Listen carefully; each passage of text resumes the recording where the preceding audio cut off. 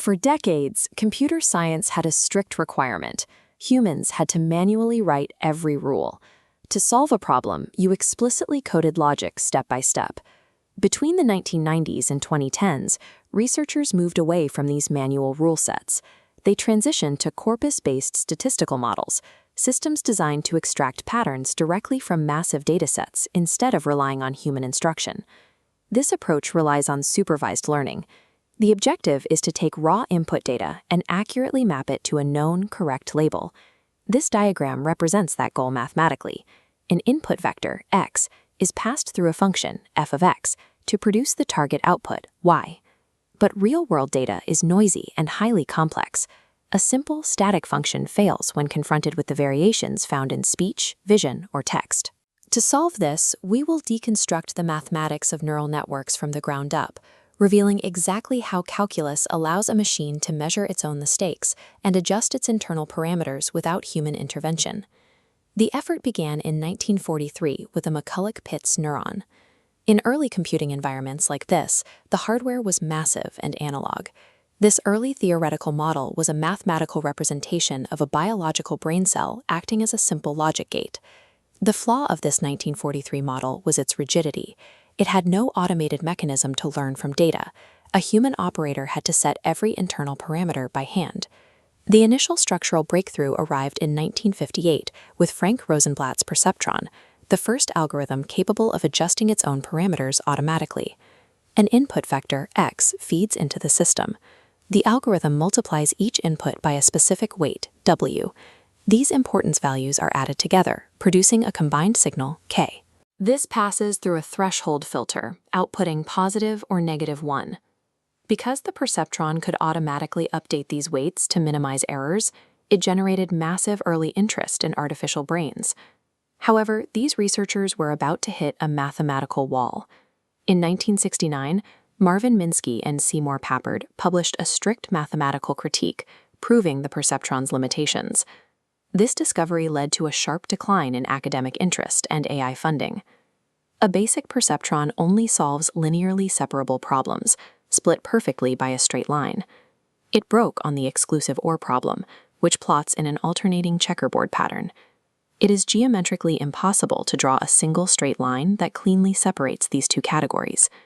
The structural solution emerged a decade later. In 1979, models like Fukushima's neocognitron introduced hierarchical, multi-layered processing to overcome this limitation. This diagram compares the original single-layer perceptron with a multi-layer perceptron architecture. The updated design places an intermediate column of hidden nodes directly between the raw inputs and the final output. The theory behind this architecture is that intermediate layers process information in stages, extracting complex hierarchical patterns piece by piece before passing the signal to a final recognition layer. But simply stacking layers of linear nodes does not increase the network's processing power. Without introducing a specific mathematical filter, the entire architecture will still fail. Sending data through multiple layers is strictly a series of linear combinations, where weight matrices multiply the input. Multiplying two linear matrices always results in a single matrix representation.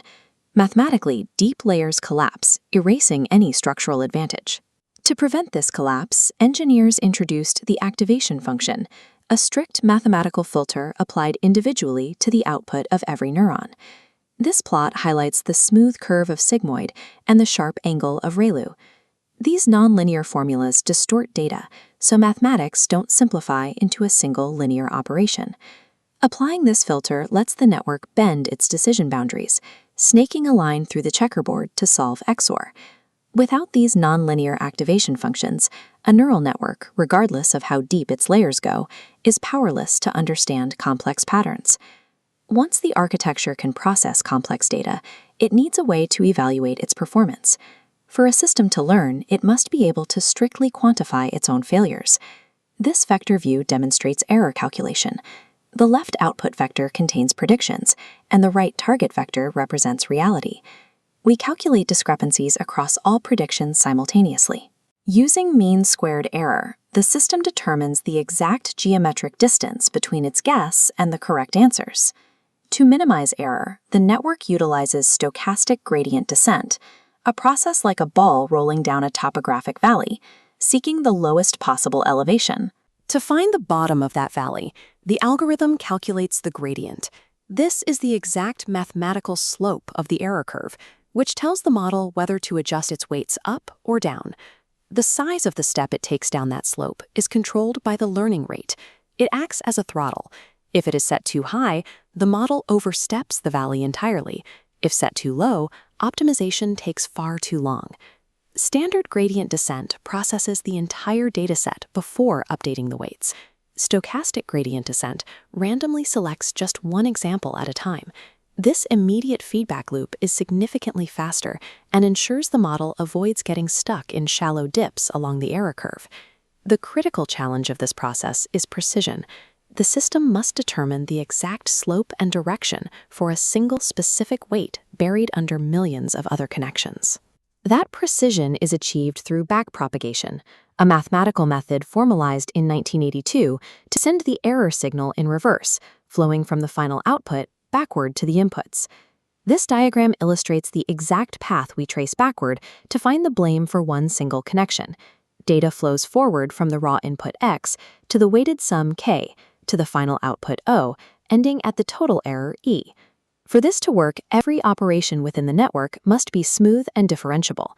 This ensures we can use calculus to find the exact slope of the error at any point. Because error is a nested function, the chain rule breaks the formula into 3 solvable derivatives. The first calculates how the final output changed the total error. The second calculates how the activation function manipulated that output. The third calculates how raw input changed the intermediate sum. By multiplying these 3 isolated slopes together, the algorithm determines the exact fractional contribution of that specific weight to the total error. That specific calculated fraction of blame is then fed directly back into the stochastic gradient descent engine to update the weight. When that parameter adjusts itself to reduce the error, the machine has mathematically learned. Isolating a single mathematical weight is only the foundation. For modern AI to function, this exact calculus must be executed at a massive industrial scale. A critical turning point occurred in 2009.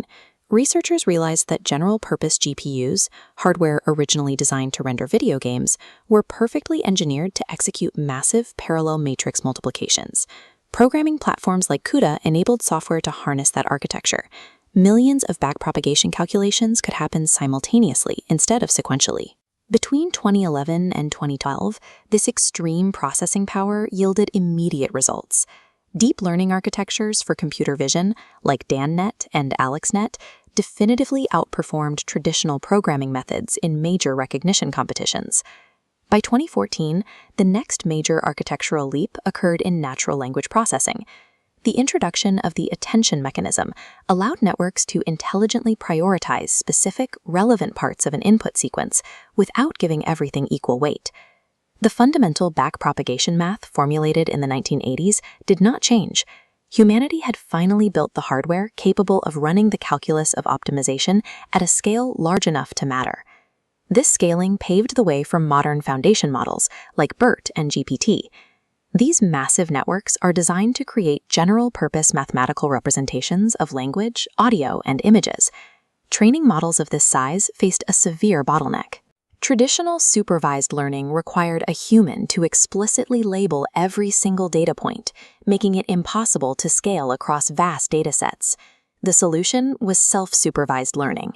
This method allows models to learn entirely from raw, unlabeled data by generating their own internal tests. This animation demonstrates the core mechanism of self-supervision. The algorithm deliberately hides or masks a portion of an input sequence, forcing the model to analyze the surrounding context and predict the missing piece. Because the system already possesses the original data, it simply uncovers the hidden segment and compares it to its own prediction. This instantly generates an accurate error vector without any human input. Even in the era of massively scaled, self-supervised foundation models, intelligence still boils down to first principles. It relies entirely on multiplying weights, bending data with nonlinear filters, measuring the distance to reality, and backpropagating the blame.